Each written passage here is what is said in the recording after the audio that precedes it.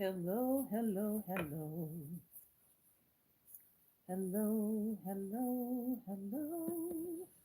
What a wonderful word. Hello. Hello, hello, hello. What a wonderful word. Hello.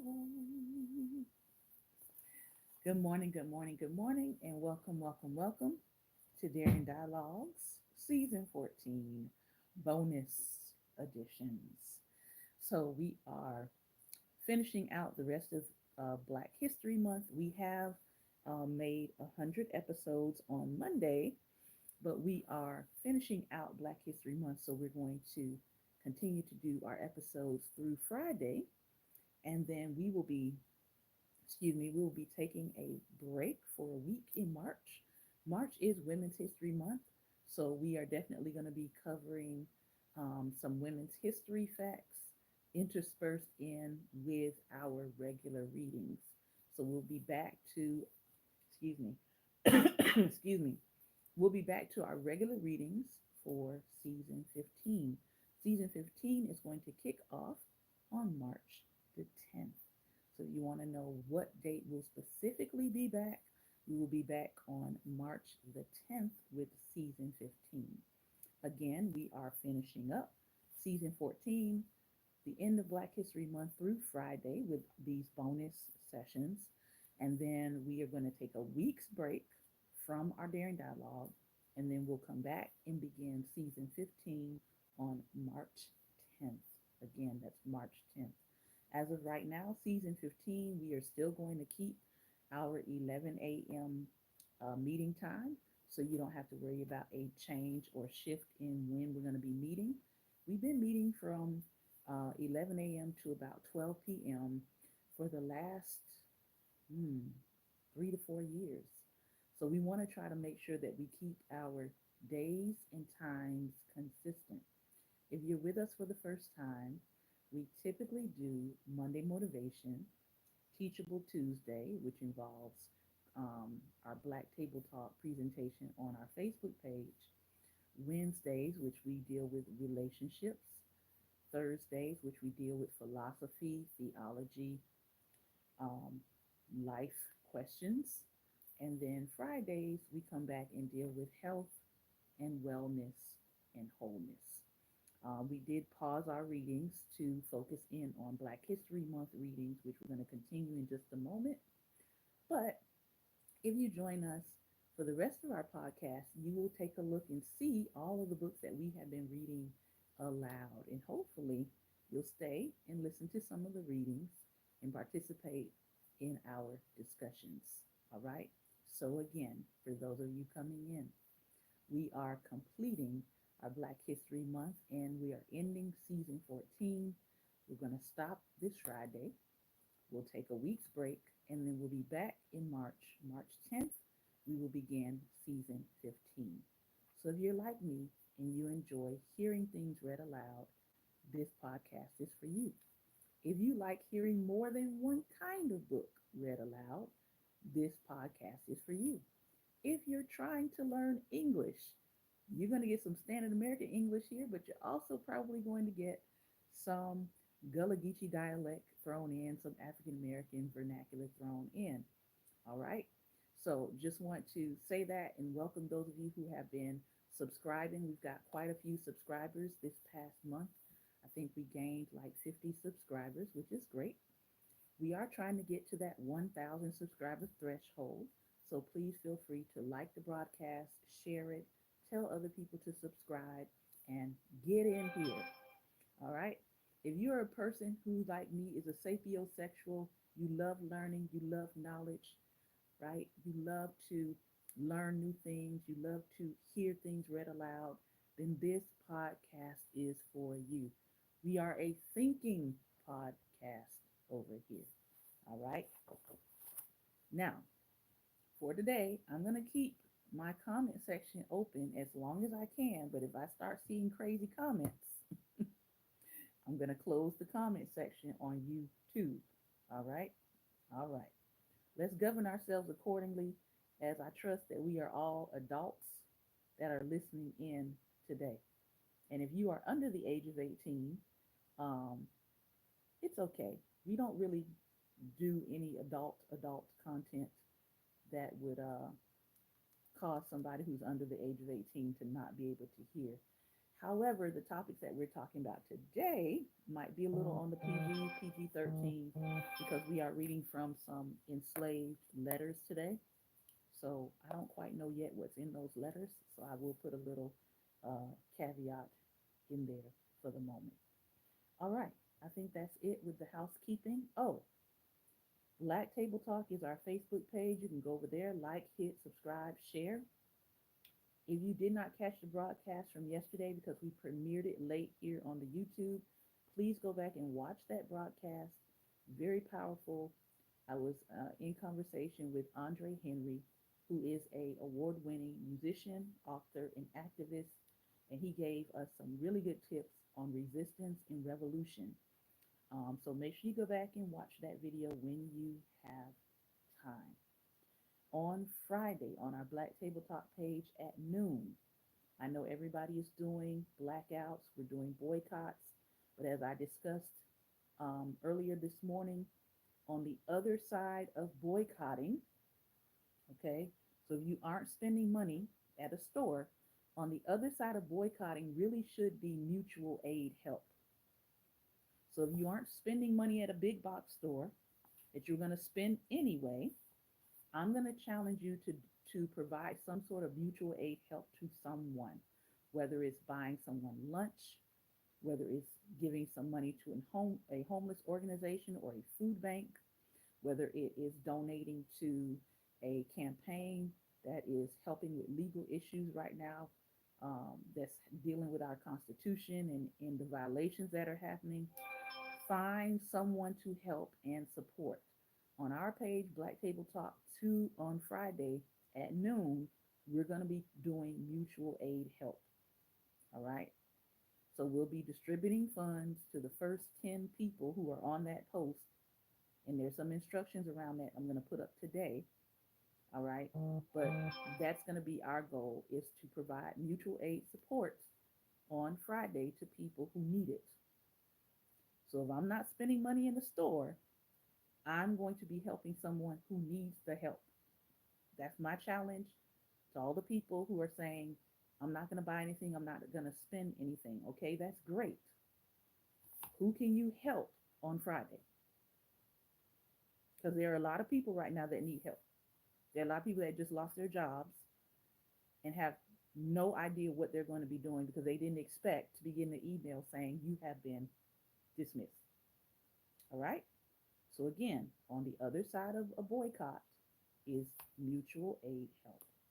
Hope everybody understood that. All right, moving right along. We are in the book today. I Can't Wait to Call You My Wife. African American Letters of Love and Family in the Civil War Era. I will say that I have been really, really surprised and pleased this Black History Month with how many people are stepping outside of the normal stories that we all know that have been told, year after year, of people that are pretty familiar with Black history and are really stepping and diving into some of the archives to really get a better picture of how our ancestors were feeling and how they were doing during the time in their own words. The key there is in their own words. For so much of our, I guess, our formal history here in the United States, we've often heard our story from other people talking about us and not from the voices that were enduring the enslavement. Okay? So this book gives us lots and lots of stories and letters from people who were actually enduring the enslavement.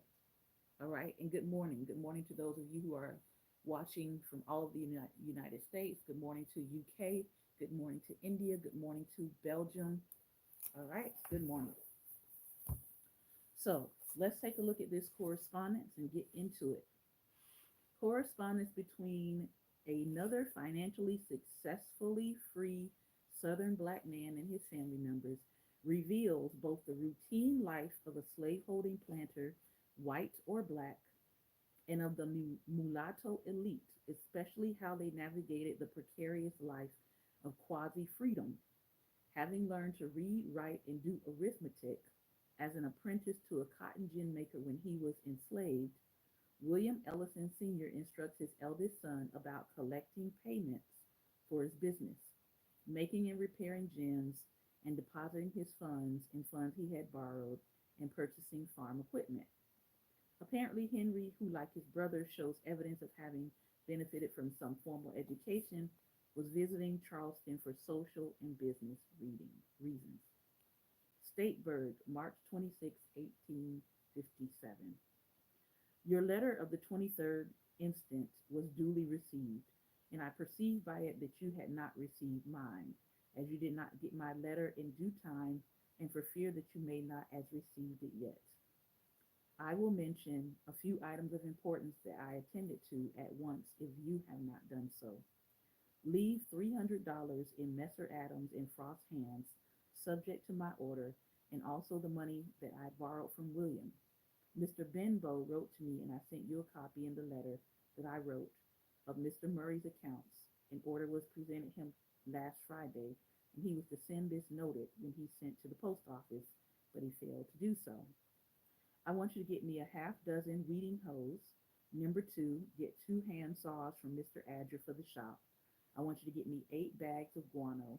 The above articles and instructions were stated in the other letter. I mentioned the same in case you should not have received my other letter. We are all well as usual. Give my respect to all my friends. Your father, William Ellison. Now, William Ellison Jr. also asked Henry to take care of purchases for him while in Charleston and attend to some of his business affairs. All three sons worked in the gin shop with their father and planted cotton on small plots on their father's estate. They too owned enslaved persons and, like other slaveholders, singled out domestic enslaved people for minor indulgences.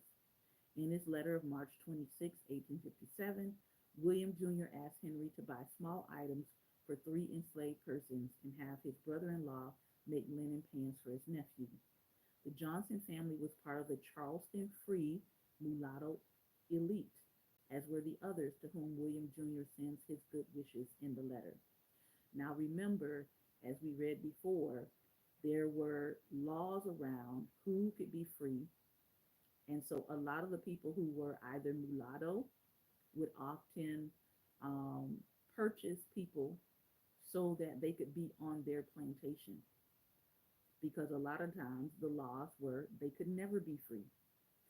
So one of the ways that they worked around that was they would purchase people who were enslaved and keep them within the care of a mulatto family so that they would not be enduring what the other slaveholders were doing. All right. Slavery as an institution, as we know, was complicated. It wasn't just a cut and dried institution, a lot of times depending on the laws that that particular state had. And we know Charleston in South Carolina was pretty, how shall we say it, nefarious when it came to the law. Statesburg, South Carolina, March 26th. Dear Henry, as I have repeated the instruction in Father's letter, it is necessary that I should repeat the same in mine. I wish you to draw the amount of $300 that you will see in W. J. Ellison's saving bank book with all the dividends and surplus dividends that I've drawn since deposited. Place it with the money that I gave you and my cotton money in the hands of Messrs. Adam and Frost, subject to Father's order. Reserve enough to pay for whatever expenses you incur for me. Get Charles to make a pair of drabati pants for John Buckner and pay him out of my money. I believe he's about to be married soon and he asked me for a present. I don't wish the pant to exceed $5 or $6. Get a handkerchief for Charlotte, $1 worth of starch, 4 pounds of birdshot about this size. Gabriel requests me to say to you that the garters that he spoke to you for is for his wife. Number 7's leather booties is what he wants. Our hands is employed. Give my respect to Miss Bonneau, Mrs. Weston, and families. No more at present, but remain your affectionate brother, William Ellison Jr. Now, during the secession crisis in 1860, Charleston white workers were more successful in their determination to eliminate competition for blacks for skilled and unskilled jobs. Why do I feel like I'm reading from Project 2025? Now that they had made up the majority of the city's population, they could insist that city officials enforce the badge law, requiring that hired out enslaved persons wear badges.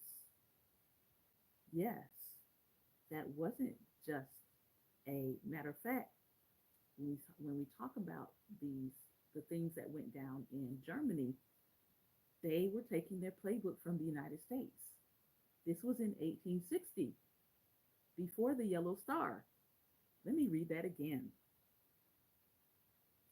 They could insist that city officials enforce the badge law, requiring that hired out enslaved persons wear badges and that free people of color who dominated the skilled jobs be further taxed. So when we talk about why don't certain black people hold certain positions in the United States? Why are we just still getting the first this and the first that and the first this and the first that? Well, if you were a black person and you had a skilled job that people didn't want you to have, they made you pay tax. There were all kinds of black taxes. This was just one. We've talked about other ones this month. But this is another black tax. So if you're a free black person and you are skilled, you paid a tax to be in your profession because in their mind, you're taking this job away from a white person. Go look it up. Since free blacks were not required to wear badges or have other evidence of their free status as in other cities, white workers often mistook them for enslaved persons. This situation was complicated by the fact that numerous African Americans who worked as carpenters, tailors, barbers, masons, and seamstresses, and in other skilled jobs, were freed illegally after the state's 1820 ban on manumission. Although these individuals were technically slaves and subject to the city's badge law, they could evade the law by producing official receipts showing they had paid the city's tax on all free persons. Intending to take jobs of the enslaved and the free blacks, white workers routinely perpetrated violence against free blacks in the 1850s. This is why I keep telling people they're not trying to take you back to Jim Crow. They're really trying to take you back to enslavement or 1619. Throughout the South, slaveholders and others considered legislation to enslave free blacks if they did not leave the state. So remember last time we talked about the fact that some people remained in enslavement because if you left the state, you were not allowed to come back to the state and you never saw your family again. So yeah, there were people who said, well, I'm going to stay because I don't want to be separated from my family. And then there were people that said, I'm going to leave knowing that I will never see my family again. So don't talk to us about, oh, the state of the black family. Y'all helped it along. You all created the conditions of broken families in various different ways. So we don't need a lecture on the state of black families. Y'all need to repent. You ain't did that yet. You haven't apologized for that yet. You haven't repaired this yet. But you want to moralize to black people. This was degenerate behavior. Separating people from their families, that's degenerate behavior. All right, I'm going to continue. Throughout the South, slaveholders and others considered legislation to enslave free blacks if they did not leave the state. In Charleston, blacks who had evidence of free status, also known as bona fide, for a generation And those freed after the 1820 ban on manumission were arrested on a regular basis. Geez, boy, this sounds like 2025. They were arrested on a regular basis, not only if they lacked the appropriate papers, but also for such charges as insolence, i.e., not kowtowing and bowing to the people coming to arrest you unjustly. In the letter below to his brother in law Henry, James M. Johnson, a tailor, describes the crisis to his Statesburg family. He explains how free blacks, some of whom were part of several mulatto slaveholding elites, were immigrating on steamers and railroads.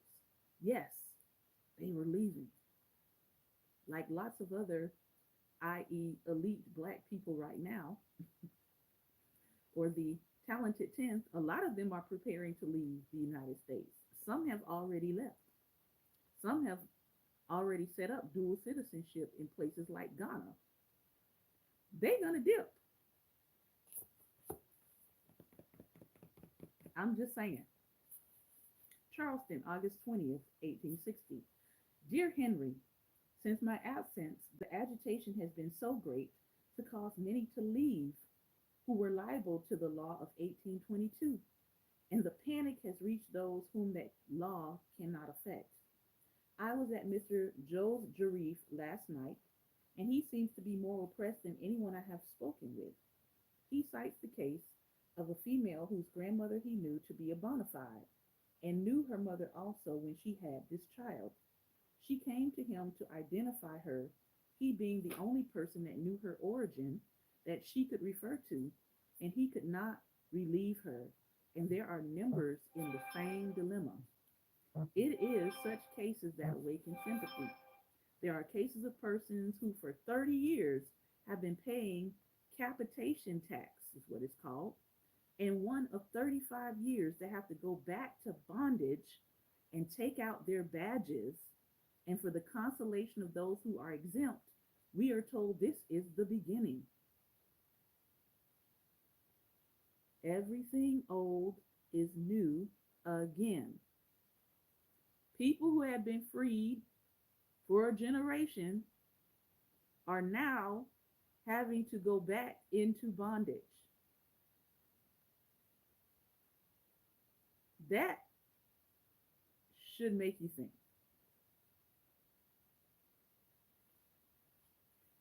The next legislative session will wind up the affairs of every free cold man, and they will be made to leave. Those who are now hunted down have divined what is to be done with them, and before their destiny is sealed by an amendment, are wisely leaving by every steamer and railroad too. I hope y'all are hearing this good today.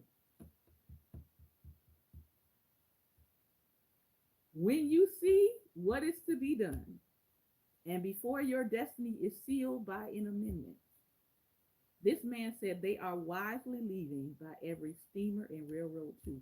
Oh, but wait, we have planes falling out of the sky. The Keystone State takes out several today. Their white friends and counselors tell them to leave.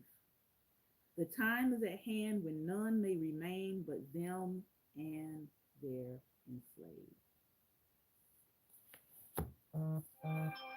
A cold lady, now north, left a servant at home to take care of her place. Her friend, a lawyer, is applied to. He says the servant must have a badge, and the lady, who he will do anything for, must make up her mind to stay, as no mortal man will be allowed to return.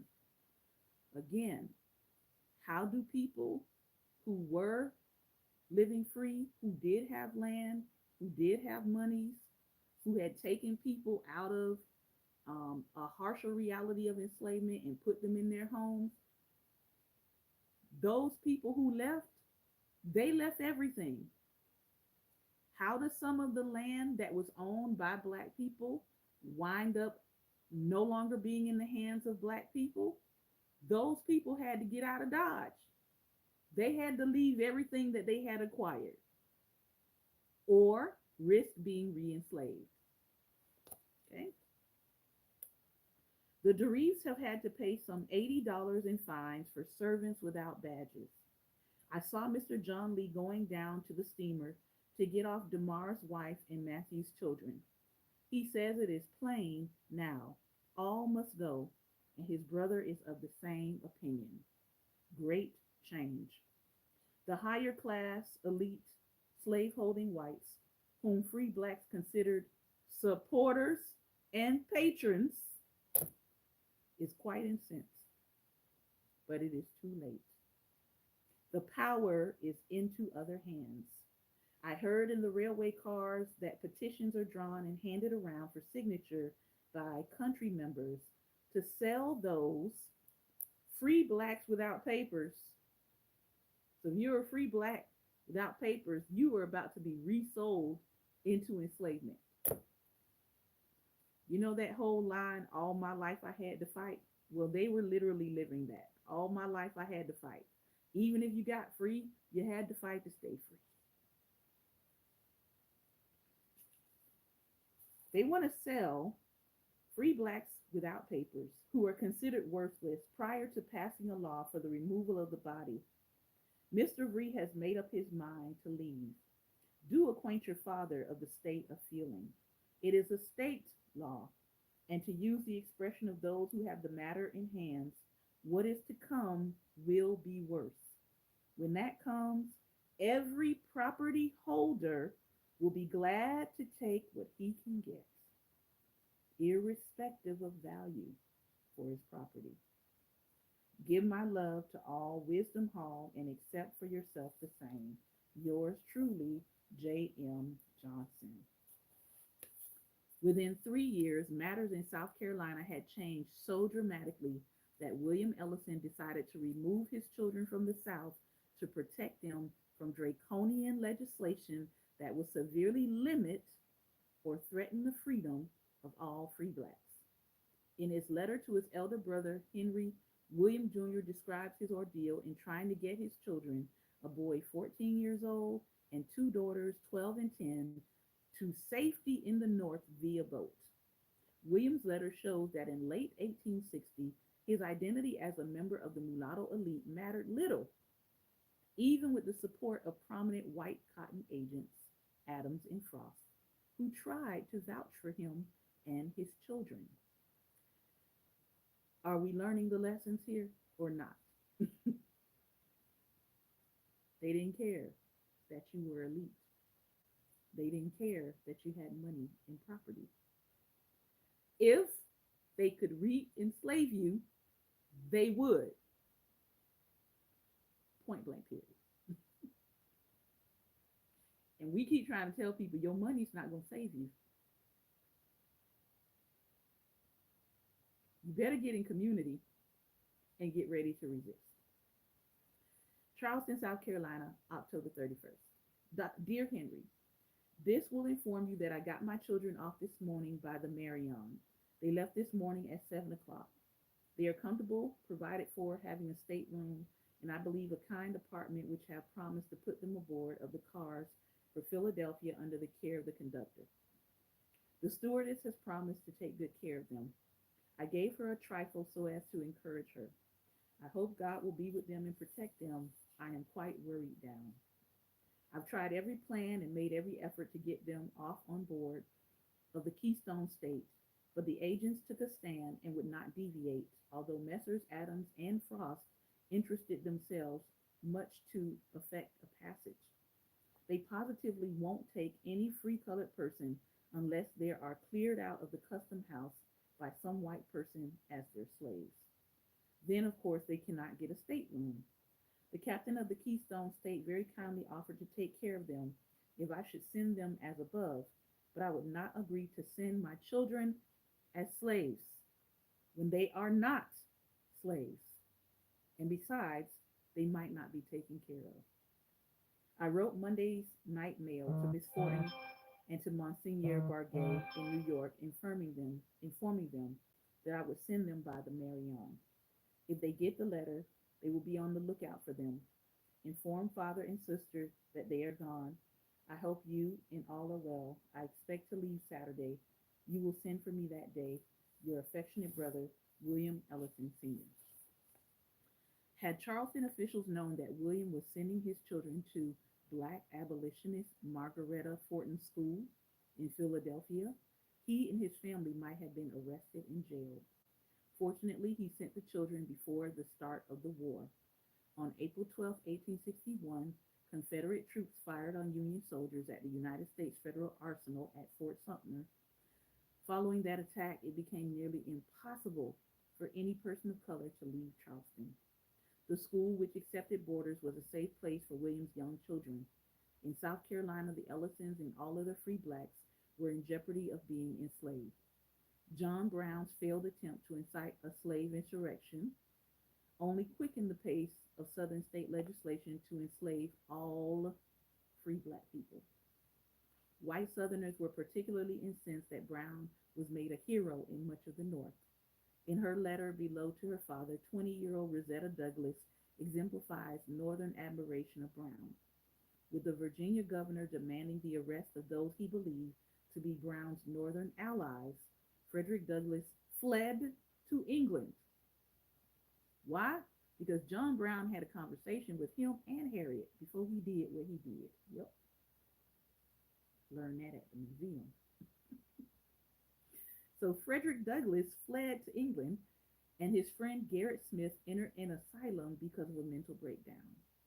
Rosetta's reference to attending a lecture on physical culture reflects the health reform movement that advocated physical activity and a healthy diet.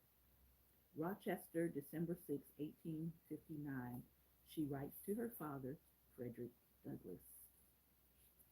My dear father, nearly 2 weeks have passed since I wrote you last. I think my letter will have reached you in a week from this date. The Virginia hyenas have murdered our hero. He met his fate like a brave and good man, as he was. If anyone even doubted Captain Brown's bravery, they cannot help now in feeling assured that they were mistaken in their doubts.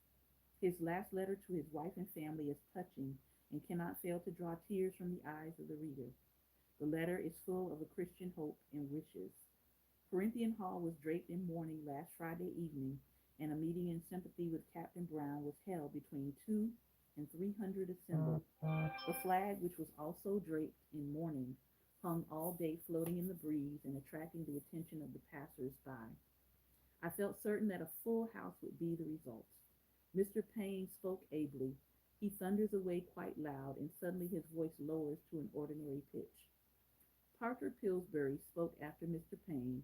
He was very sarcastic in his remarks, and the next day the city papers criticized his speech very severely. Lewis and I heard Dr. George B. Winship on physical culture last Thursday. He performed the wonderful feat of lifting with his hands 954 pounds of nails in kegs, besides putting a barrel of 214 pounds on his shoulder. He is a strong man, certainly very young, and weighing himself only 148 pounds. His lecture was not much. Annie attends school regularly. She is the favorite of her German teacher, who says she is the best student he has. Annie will fill a part of her remaining page. She writes daily in her English writing book and intends to astonish you with her advance in penmanship. The ground is white with snow around us, and winter has come in earnest. Garrett Smith is improving fast and will soon be able to go to his family if he has not already gone. Very affectionately yours, Rosetta Douglass. Now, this is circa 18. Now, in case you did not know this, and I know this as an art educator and as a teacher of things like the history of photography, Frederick Douglass is, during his time, he was one of the most photographed men of his time. Frederick Douglass understood the power of imagery before a lot of people back then actually understood it. He was using photography as a way to shape people's opinions. He was using photography as a way to shape people's opinions about black men, about black people, about formerly enslaved people, And so he used the new art of photography to his advantage. He would have been probably all over Twitter and Snapchat and Instagram and definitely TikTok. Um, this was the technology of their day that could change the narratives that people were being fed. And so he took great advantage of that. And during his time, he was one of the most photographed people of his time. All right, I have one more piece to read, and then I'm going to show you how not only Frederick Douglass was using photography to shape his image, but his children were also doing it as well. And so these pictures that people had, these ideas and notions that people had of Black people during that time, these images would have been a rebuttal to what people were saying about Black people. Rosetta includes 10-year-old Annie's letter to her father. Within 3 months, Annie would die of an extended illness that baffled doctors. Her heartbroken father was still out of the country as mother Anna and the rest of the family grieved their loss in Rochester. My dear father, I am proceeding in my German very well, for my teacher says so. I am in the first reader and I can read. I expect that you will have a German letter from me in a very short time. I've learned another piece, and it is about slavery. I'm going to speak it in school. My piece is this: this is not the man for me who buys or sells a slave, for he will not set him free, but send him to his grave. But he whose noble heart beats warm for all men's life and liberty, who loves alike each human form, that's the man for me. It is in the Garland of Freedom in 4 verses of it. My letter will not be very long. Mr. Poor Brown is dead. That hard-hearted man said he must die, and they took him in an open field in about half a mile from jail and hung him. The German children like me very much, but I have gone ahead of them, and they have been there longer than me too. They all send their love from your affectionate daughter, Annie Douglas. And as we know, she would pass away. All right, these are the other photographs, and I'm going to stop here for today. Up there in the top corner is Frederick Douglass with Annie, the daughter that passed away. You have Anna Murray Douglass, Douglass's first wife. You have Rosetta Douglass, whose letter we also read.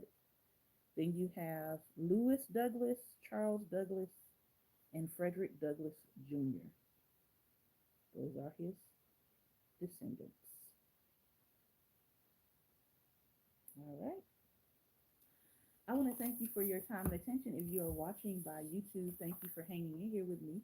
And reading for today, we'll be back tomorrow with some more readings. We're going to continue looking at another family here and their personal struggles.